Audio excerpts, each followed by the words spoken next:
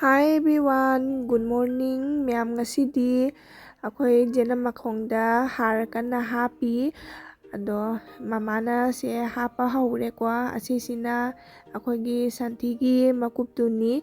asise Yenamda jamphai haina har oyeina makhongda happy de ado akhoi hameng mathi su adum hamna bani khaidagi di yamna phali se hameng mathi na hena Yenam dadi aduna hena phai ana di hainai ado akhoi hameng gi di leitabani na san gi se oina dum hape ado asigi maku ba happy se ko asise hana akhoi gi khara hap kharaga lehobaduni sidik phagale Yenam ji nói thật là cái đây hai đồ ăn đây xem đi nữa tôi quạt đầu sinan ka khibai len gi bai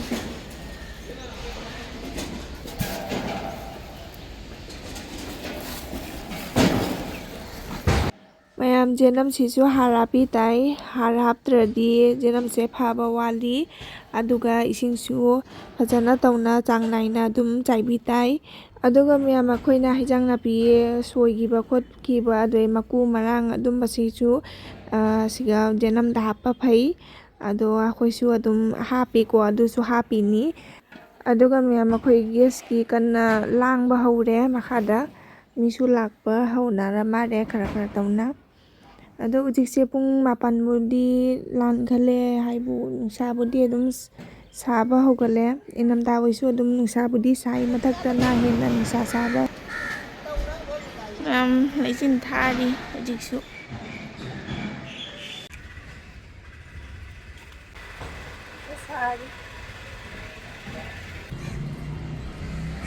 mai dây rồi ujikse ko mamana ujiki nasai santi do ko har do happy ra loire ado aise keno tawini akhoi napi khara khara macha macha hoba yauri abako Yenam dane ado adu do khara khara tawna haidi phoidana hundoini ado phoidatradi adu nasu amungne Yenam se ne phajana chawai ba ngamoyeba aduga ising se haibire Miyam ujing matam se Yenam thadokpa matamni aduna miyam su Yenam thabiu ujing matam se tharadi ko Yenam se pha su phai hainai aduga akhoi se si matamda dum thadoiyeba ko Yenam se ado akhoi su thadoktoini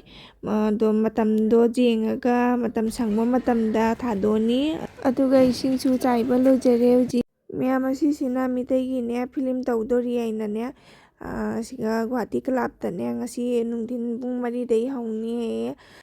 ticket se laudare jengbudi jengningambani ado ticket se laudare miyam asina ngasigi ko bazar dagi hajang napi sing leire ado hangam gasu jawre imale maigi se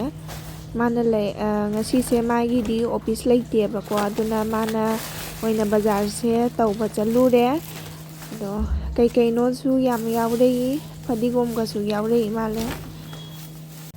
mayam nga su yaure nga sina khoi nga pai duni ado piece tawna kaklei se mai se sang na oina kaklaktre ba ko kaino tawna haidi piece oina ne kakle mai da su aduga hagam si su yam phajare mapun se ado hagam se uji inam da janga bani na hagam se marang kai no thokle chungthong cha ba su yam haure ado yengani ma'am nga se ngasi di adum kaino ina ngapai oina thongani asiga noi jana ba apel ka komla ga se phokpi de ma'am hajang ngoba hogale siga alu leire adoi motor asangba doigi akhoi kaino moroga chobido adusu hapini doi hangam kharaga hapini hangam mudi yamna haptare aduga siga nga su ngoba lojare yam nga su hapsale ado nga thongba su hawgadaba manbara manam sisu khara khara tawna nuksire mayam hajang thongba su lojare ado mathakta fadigom khara chaisalle ado akhoi jikjagi ke cha loiga muk thengna si miyam na pai no không ra đâu ꯃꯌꯥꯝ ꯑꯩꯈꯣꯏ ꯍꯧꯖꯤꯛꯁꯦ ꯕꯖꯥꯔ ꯔꯣꯝꯗ ꯉꯥꯏꯍꯥꯛ ꯊꯣꯛꯎꯒꯦ ꯁꯟꯗꯥꯒꯤ ꯑꯗꯣ ꯃꯥꯁꯨ ꯉꯁꯤ ꯁꯨꯇꯤ ꯂꯩꯕꯅꯤꯅ ꯑꯩꯈꯣꯏ ꯑꯍꯨꯝꯁꯦ ꯑꯣꯏꯅ ꯆꯠꯂꯅꯤ ꯑꯗꯨꯒ ꯏꯆꯥꯅꯨꯄꯥꯁꯨ ꯃꯥꯁꯨ ꯄꯨꯕꯤꯔꯦ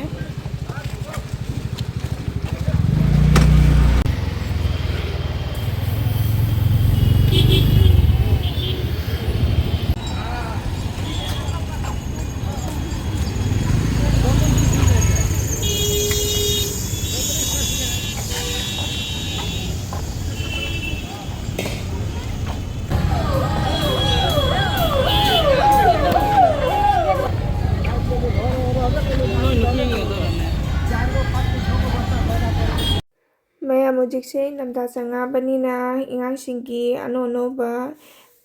ꯀꯂꯦꯛꯁꯟ ꯃꯌꯥꯝ ꯑꯃ ꯂꯥꯛꯑꯦ ꯑꯗꯣ ꯑꯩꯈꯣꯏꯁꯨ ꯏꯆꯥꯅꯨꯄꯥꯒꯤꯗꯃꯛꯇꯅꯦ ꯁ꯭ꯋꯦꯇꯔ ꯂꯩꯒꯦꯅ ꯂꯥꯛꯄꯅꯦꯕꯀꯣ ꯑꯗꯨꯒ ꯁꯤꯒ ꯈꯣꯡꯒ꯭ꯔꯥꯎ ꯂꯩꯔꯦ ꯈꯣꯡꯒ꯭ꯔꯥꯎꯁꯤꯁꯨ ꯃꯌꯥꯝ ꯑꯃ ꯃꯈꯜ ꯃꯈꯜꯒꯤ ꯂꯩ ꯑꯗꯣ ꯈꯣꯡꯒ꯭ꯔꯥꯎꯗꯤ ꯑꯩꯈꯣꯏ ꯂꯩꯔꯔꯣꯏ ꯃꯥꯒꯤ ꯍꯥꯟꯅꯒꯤ ꯂꯩꯌꯦꯕꯀꯣ ꯑꯐꯕ ꯑꯗꯨ ꯑꯣꯏꯅ ꯁꯦꯠꯄꯤꯒꯅꯤ ꯑꯗꯨꯒ ꯍꯧꯖꯤꯛꯁꯦ ꯁ꯭ꯋꯦꯇꯔꯁꯦ ꯅꯨꯄꯥꯅꯁꯨ ꯁꯦꯠꯄ ꯌꯥꯏꯌꯦ ꯑꯁꯤꯁꯦ ꯑꯗꯨꯒ ꯅꯨꯄꯤꯅꯁꯨ ꯑꯗꯨꯝ ꯁꯦꯠꯄ ꯌꯥꯏꯌꯦ ꯑꯁꯤꯒꯤ ꯁ꯭ꯋꯦꯇꯔꯁꯤꯅ ꯁꯥꯅꯤꯅꯦ ꯌꯨꯝꯗꯗꯤ ꯌꯥꯝ ꯌꯨꯡꯗꯦ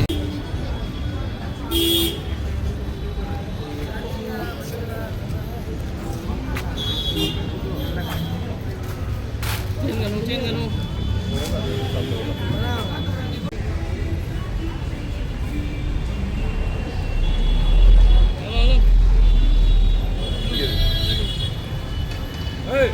ꯁꯤ ꯅꯨꯡꯉꯥꯏꯒꯗ꯭ꯔꯥ ꯃꯌꯥꯝ ꯏꯆꯥꯅꯨꯄꯥꯒꯤ ꯁ꯭ꯋꯦꯇꯔꯁꯦꯀꯣ ꯌꯥꯝꯅꯕꯨꯗꯤ ꯑꯂꯨꯝꯕ ꯂꯧꯔꯣꯏꯌꯦꯕꯀꯣ ꯀꯩꯒꯤꯅꯣ ꯍꯥꯏꯗꯤ ꯃꯥꯁꯦ ꯌꯥꯝ ꯑꯣꯂꯥꯡꯒꯟꯕꯅꯤꯅ ꯑꯉꯥꯡ ꯁꯥꯟꯅ ꯈꯣꯠꯅꯕꯗ ꯂꯤꯠꯄ ꯌꯥꯅꯕꯩꯅꯦꯕ ꯂꯧꯗꯣꯔꯤꯁꯦ ꯑꯂꯨꯝꯕꯗꯤ ꯂꯩꯌꯦꯕ ꯑꯗꯣ ꯃꯥ ꯂꯤꯠꯄꯤꯔꯁꯨꯅꯦ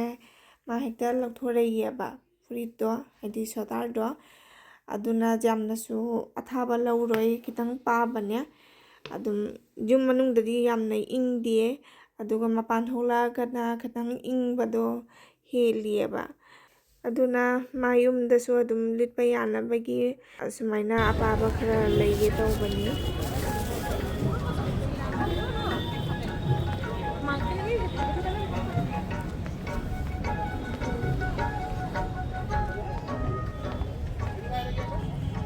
ꯑꯉꯥꯡꯒꯤ ꯀꯩꯅꯣꯁꯨ ꯌꯣꯜꯂꯦ ꯁꯤꯗ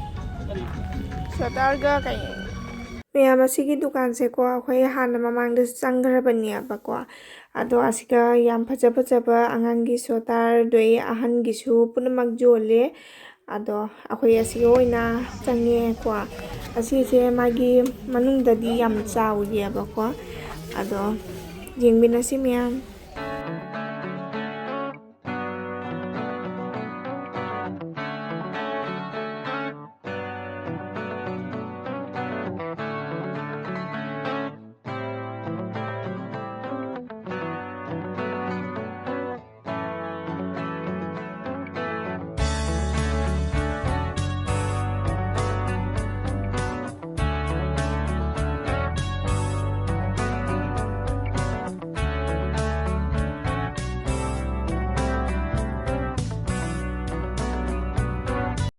ꯑꯩꯈꯣꯏ ꯍꯧꯖꯤꯛꯁꯦ ꯑꯅꯤꯁꯨꯕ ꯗꯨꯀꯥꯟꯗ ꯑꯃꯨꯛ ꯂꯥꯛꯏꯅꯤ ꯑꯗꯣ ꯃꯃꯥꯡꯒꯤ ꯗꯨꯀꯥꯟꯗꯒꯩꯗꯤ ꯑꯁꯤꯒꯤ ꯗꯨꯀꯥꯟꯁꯤꯅꯅꯦ ꯌꯥꯝ ꯆꯥꯎꯔꯤꯑꯕꯀꯣ ꯑꯗꯣ ꯑꯩꯅ ꯃꯃꯥꯡꯒꯤ ꯕ꯭ꯂꯣꯛꯇꯁꯨ ꯑꯩ ꯑꯁꯤꯒꯤ ꯗꯨꯀꯥꯟꯁꯦ ꯑꯩ ꯍꯥꯞꯆꯈꯤꯕꯅꯤ ꯃꯌꯥꯝꯗ ꯑꯗꯣ ꯑꯁꯤꯒꯤ ꯗꯨꯀꯥꯟꯗꯩꯁꯨ ꯑꯩꯅ ꯃꯃꯥꯡꯗ ꯆꯨꯅꯤꯅꯦ ꯑꯅꯤꯈꯛ ꯂꯩꯈꯤꯑꯕ ꯑꯗꯣ ꯁꯤꯒ ꯃꯌꯥꯝ ꯑꯃ ꯃꯄꯥꯟꯂꯣꯝꯗ ꯆꯨꯅꯤꯒꯁꯨ ꯃꯌꯥꯝ ꯑꯃ ꯌꯣꯜꯂꯦ ꯑꯗꯨꯒ ꯅꯥꯏꯇꯤꯒꯁꯨ ꯃꯌꯥꯝ ꯑꯃ ꯌꯣꯜꯂꯤ ꯑꯗꯨꯒ ꯃꯅꯨꯡꯗꯁꯨ ꯃꯌꯥꯝ ꯌꯥꯝ ꯐꯖ ꯐꯖꯕ ꯅꯨꯄꯤꯒꯤꯁꯨ ꯅꯨꯄꯥꯒꯤꯁꯨ ꯑꯉꯥꯡ ꯃꯆꯥꯒꯤꯁꯨ ꯐꯨꯔꯤꯠꯇꯒꯤ ꯆꯤꯡꯕ ꯄꯨꯝꯅꯃꯛ ꯁꯨꯅꯒꯤ ꯍꯥꯏꯗꯤ ꯋꯥꯠꯇꯦꯕꯀꯣ ꯑꯁꯤꯒꯤ ꯗꯨꯀꯥꯟꯁꯤꯒ ꯌꯣꯜꯂꯤꯁꯦ ꯃꯌꯥꯝꯁꯦ ꯑꯗꯣ ꯑꯗꯨꯝ ꯌꯦꯡꯃꯤꯟꯅꯁꯤ ꯃꯌꯥꯝ ꯃꯅꯨꯡꯗ ꯌꯥꯝ ꯐꯖ ꯐꯖꯕꯁꯨ ꯂꯩ ꯑꯩꯈꯣꯏꯒꯤ ꯆꯨꯏꯗꯥꯔ ꯀꯨꯔꯇꯥꯁꯨ ꯄꯨꯝꯅꯃꯛ ꯁꯨꯅꯩ ꯌꯣꯜꯂꯤ ꯑꯁꯤꯒ ꯑꯗꯩ ꯕꯦꯒ ꯑꯗꯩ ꯁꯥꯜ ꯄꯨꯝꯅꯃꯛ ꯑꯗꯣ ꯑꯁꯤꯒ ꯁ꯭ꯋꯦꯇꯔ ꯂꯩꯔꯦ ꯅꯨꯄꯤ ꯃꯆꯥꯒꯤꯁꯨ ꯑꯗꯩ ꯑꯍꯟꯒꯤꯁꯨ ꯄꯨꯝꯅꯃꯛ ꯁꯨꯅ ꯌꯣꯜꯂꯦ ꯌꯥꯝ ꯐꯖ ꯐꯖꯕ ꯀꯂꯦꯛꯁꯟ ꯂꯥꯛꯑꯦ ꯏꯪꯊꯝꯊꯥꯒꯤ ꯁ꯭ꯋꯦꯇꯔꯁꯤꯡꯁꯦ ꯃꯥꯒꯤ ꯍꯥꯏꯗꯤ ꯍꯥꯟꯅꯗꯤ ꯌꯥꯝꯅ ꯗꯤꯖꯥꯏꯟꯁꯦ ꯀꯌꯥ ꯊꯣꯛꯑꯝꯗꯦ ꯍꯧꯖꯤꯛꯇꯤ ꯌꯥꯝ ꯐꯖ ꯐꯖꯕ ꯗꯤꯖꯥꯏꯟ ꯃꯌꯥꯝ ꯑꯃ ꯊꯣꯛꯑꯦ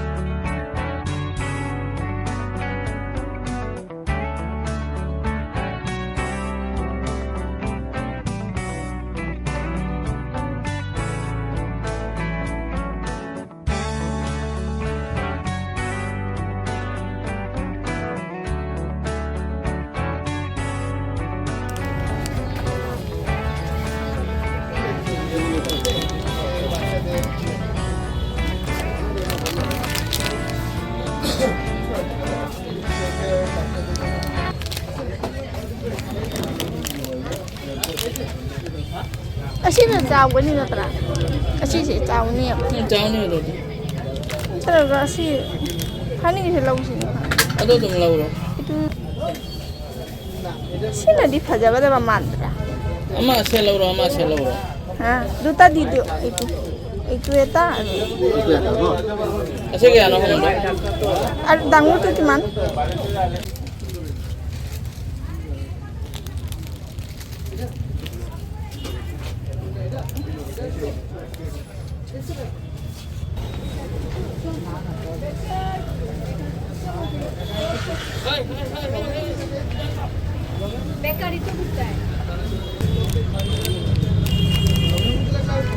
कलर तो सेम ना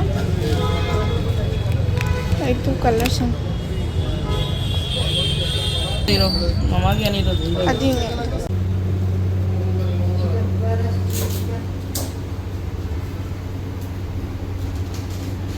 oh cangin ah sana lah dah nah kasih dino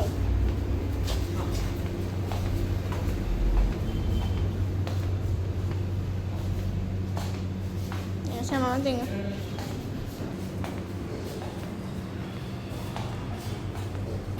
Nah, aku jadi cah bagi kami. Modal tuh kan laku. Cah lo itu helli.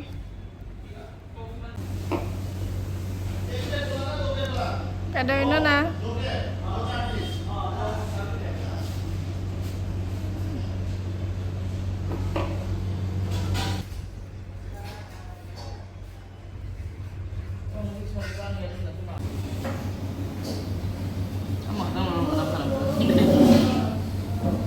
spring roll.